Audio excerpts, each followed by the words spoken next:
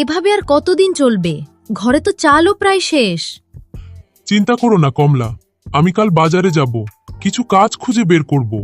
তুমি সারাদিন এত কষ্ট করো, তবু আমাদের দুঃখ কমে না। কষ্ট একদিন না একদিন শেষ হবেই। সৎ পথে থাকলে ভগবান ঠিক সাহায্য করবেন।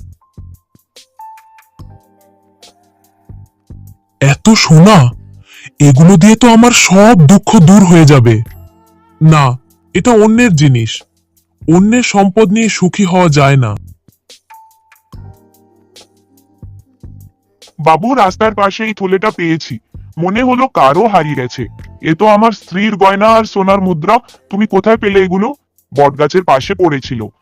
তুমি চাইলে এগুলো নিজের কাছে রাখতে পারতে, ফেরত দিলে কেন?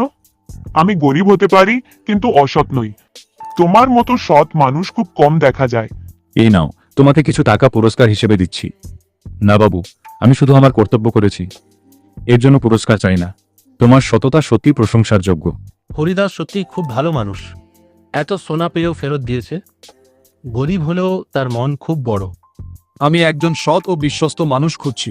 কাকে কাজ দেয়া যায়? হরিদাসকে দিন বাবু, তার মতো সৎ মানুষ এই গ্রামে নেই।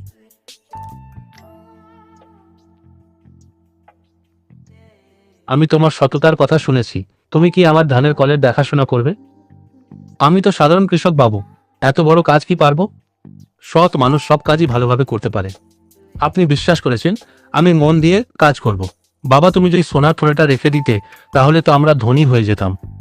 ধনী হওয়া বড় কথা নয় রে, সৎ থাকা সবচেয়ে বড় কথা। অসৎ পথে টাকা পেলে কি মানুষ সুখী হয় না? না রে, অসৎ টাকা শান্তি দেয় না। সত্যিকারের সুখ আসে সততা থেকে। আমাদেরও তো খুব বেশি কিছু নেই, তবুও তুমি সবাইকে সাহায্য করছো। মানুষ মানুষের জন্য। আজ আমরা সাহায্য করব, কাল অন্য কেউ আমাদের সাহায্য করবে।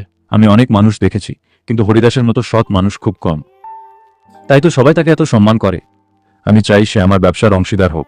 আমার বাবা আমাকে শিখিয়েছেন, মানুষের আসল সম্পদ টাকা নয়, ভালো চরিত্র। স্যার, সত্যি কি সততা এত বড় গুণ? হ্যাঁ, সততা মানুষকে সবার কাছে সম্মানিত করে তোলে।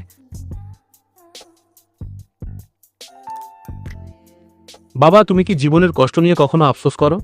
না রে, কষ্ট মানুষকে শক্ত করে। তাহলে জীবনের সবচেয়ে বড় সম্পদ কি? মানুষের ভালো মন আর সততা। যার মন ভালো, সে কখনো সত্যিকারের গরিব নয়।